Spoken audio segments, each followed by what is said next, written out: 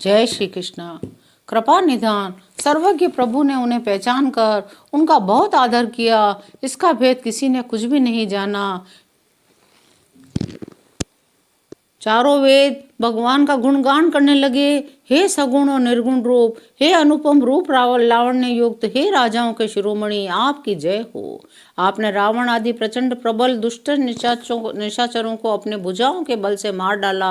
आपने मनुष्य अवतार लेकर संसार के भार को नष्ट करके अत्यंत कठोर दुखों को भस्म कर डाला। हे शरणागत की रक्षा करने वाले प्रभु, आपकी जय हो। मैं शक्ति सीता जी सहित शक्तिमान आपको नमस्कार करता हूँ। हे हरि, आपकी दुस्तर माया के वशीभूत होने के कारण देवता, राक्षस, नाग, मनुष्य, चर अचर सभी काल कर्म गुणों से भरे हुए उनके वशीभूत हुए दिन रात अनंत भव उसके मार्ग में भटक रहे हैं। हे नाथ, इनमें से जिनको आपने कृपा करके देख लिया वे माया जनित तीनों प्रकार के दुखों से छूट गए। हे जन्म मरण के श्रम को काटने में कुशल श्री राम जी, हमारी रक्षा कीजिए। हम आपको नमस्कार करते हैं।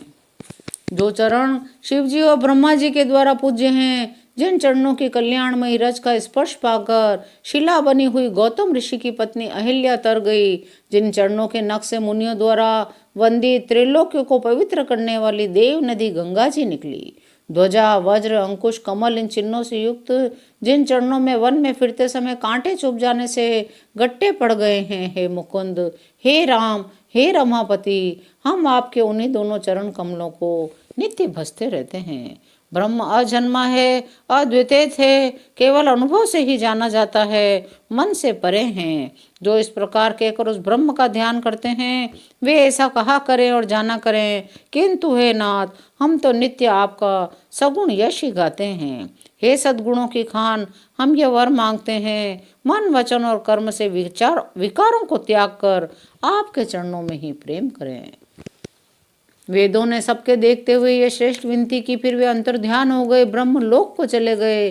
काकभुशुंडी जी कहते हैं, हे गरुड़ जी सुनिए। तब शिव जी वहां आए जहाँ श्री रघुवीर थे।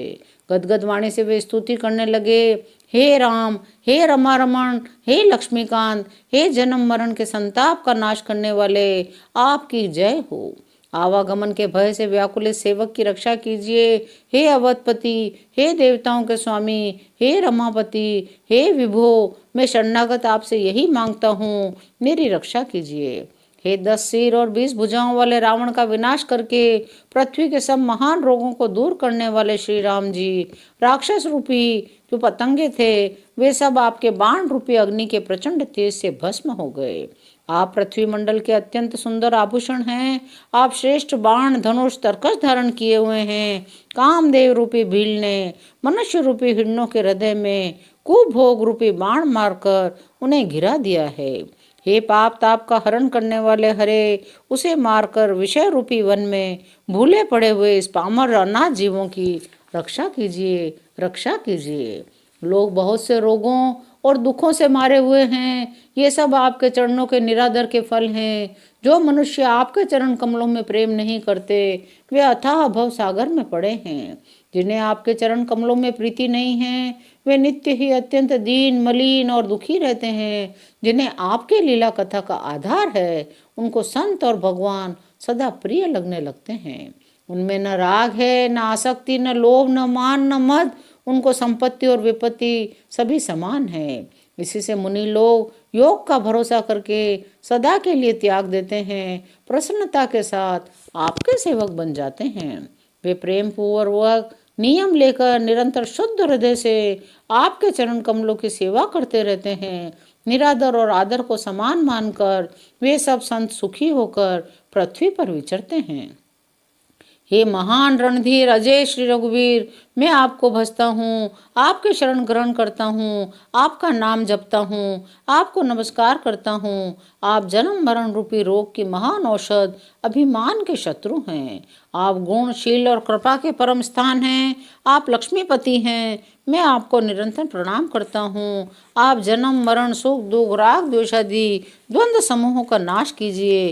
हे पृथ्वी की पालना करने वाले राजन, इस दीन जन की ओर भी दृष्टि डालिए। मैं आपसे बार बार यही वरदान मांगता हूँ, मुझे आपके चरण कमलों में अचल भक्ति, आपके भक्तों का सत्संग सदा प्राप्त हो। हर्षित होकर मुझे यही वरदान दीजिए।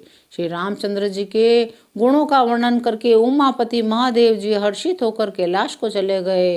प्रभु ने वानरों को सब प्रकार से सुख देने वाले डेरे दिलवाए। हे गरुड़ जी, सुनिए, यह कथा सबको पवित्र करने वाली है। दैहिक, दैविक, भौतिक तीनों प्रकार के तापों का, जन्म मृत्यु के भय का नाश करने वाली है। महाराज श्री रामचंद्र जी के कल्याणमय राज्याभिषेक का चरित्र निष्काम भाव से सुनकर मनुष्य वैराग्य और ज्ञान प्राप्त करते हैं। जो मनुष्य सकाम भाव से सुनते और जो गाते हैं, वे अनेकों प्रकार के सुख और संपत्ति पाते हैं।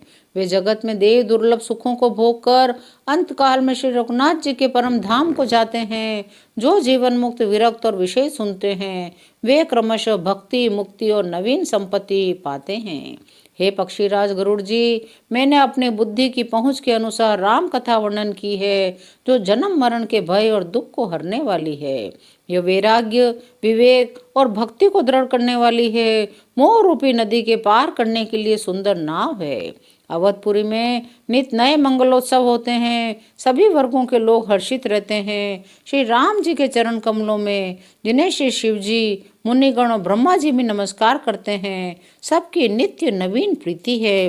भिक्षुकों को बहुत प्रकार के वस्त्राभूषण पहनाए गए। ब्राह्मणों को नाना प्रकार के दान दिए गए। वानर सब ब्रह्मानंद में मग्न हैं। प्रभु के चरणों में सबका प्रेम है। उन्होंने दिन जाते जाने ही नहीं। बात की बात में 6 महीने बीत गए। सब लोगों अपने घर को भूल गए। जागृत की तो बात ही क्या, स्वप्न में भी घर की याद नहीं आती। जैसे संतों के मन में दूसरों से द्रोह करने की बात कभी नहीं आती। रघुनाथ जी ने सब सखाओं को बुलाया। बड़े ही प्रेम से राम जी ने सबको अपने पास बिठाया और कोमल वचन बोले, तुम लोगों ने मेरी बड़ी सेवा की है। मुंह पर किस प्रकार तुम्हारी बड़ाई करूं। मेरे हित के लिए तुम लोगों ने घरों को और सब प्रकार के सुखों को त्याग दिया। तुम मुझे अत्यंत प्रिय हो। छोटे भाई, राज्य, संपत्ति, जानकी, अपना शरीर, घर, कुटुंब, मित्र, ये सभी मुझे प्रिय हैं, परंतु तुम्हारे समान नहीं। मैं झूठ नहीं कहता, यह मेरा स्वभाव है। सेवक सभी को प्यारे लगते हैं, यह नियम है, पर मेरा तो दास पर स्वाभाविक विशेष प्रेम है। हे सखागण, अब सब लोग घर जाओ। दृढ़ नियम से मुझे बसते रहना। मुझे सदा सर्वव्यापक, सबका हित करने वाला जानकर अत्यंत प्रेम करना। प्रभु के वचन सुनकर सबके सब प्रेम मग्न हो गए। हम कौन हैं, हम कहाँ हैं, यह देख के सुध भी भूल गई। सब टकटकी लगाए देखते रह गए। अत्यंत प्रेम के कारण कुछ कह नहीं सकते। प्रभु ने उनका अत्यंत प्रेम देखा, विशेष ज्ञान का उपदेश दिया। बार बार वे प्रभु के चरण कमलों को देखते हैं। प्रभु ने अनेक रंगों के अनुपम और सुंदर गहने कपड़े मंगवाए। भरत जी ने अपने हाथों से संवार कर सुग्रीव को वस्त्राभूषण पहनाए। प्रभु की प्रेरणा से लक्ष्मण जी ने विभीषण को गहने कपड़े पहनाए। अंगद बैठे ही रहे, वे अपनी जगह से हिले तक नहीं।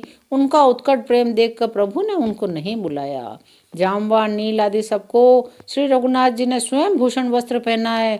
वे सब अपने अपने हृदय में राम जी के रूप को धारण करके मस्तक नवाकर चले। तब अंगद उठकर सिर नवाकर मधुर वचन बोले, हे सर्वज्ञ, हे कृपा और सुख के समुद्र, हे दीनों पर दया करने वाले, मरते समय मेरे पिता बाली मुझे आप ही की गोद में डाल गए थे। हे भक्तों के हितकारी, अपना अशरण शरण याद करके मुझे त्यागिए नहीं। मेरे तो स्वामी, गुरु, पिता, माता सब कुछ आप ही हैं। आपके चरण कमलों को छोड़कर मैं कहाँ जाऊं। हे महाराज, आप ही विचार कर कहिए, आपको छोड़कर घर में मेरा क्या काम है। इस ज्ञान, बुद्धि और बल से हीन बालक दीन सेवक को शरण में रखिए। मैं घर की सब नीचे से नीचे सेवा करूंगा और आपके चरण कमलों को देखकर भव सागर से तर जाऊंगा। वे श्री राम जी के चरणों में गिर पड़े, बोले, हे प्रभु, मेरी रक्षा कीजिए। यह न कहिए कि तू घर जा। अंगद के विनम्र वचन सुनकर करुणा की सीमा प्रभु श्री रामचंद्र जी ने उनको उठाकर हृदय से लगा लिया। उनके नेत्रों में प्रेमाश्रुओं का जल भराया। भगवान ने अपने हृदय की माला, वस्त्र और मणि बालीपुत्र अंगद को पहनाया। बहुत प्रकार से समझाकर उनकी विदाई की। भक्त की करने को याद करके भरत जी, छोटे भाई शत्रुघ्न जी और लक्ष्मण जी सहित उनको पहुंचाने चले। अंगद के हृदय में बहुत अधिक प्रेम है। वे फिर कर श्री राम जी की ओर देखते हैं। आज की कथा यहीं विराम लेती है, शेष अगले अंकों में। जय श्री राम।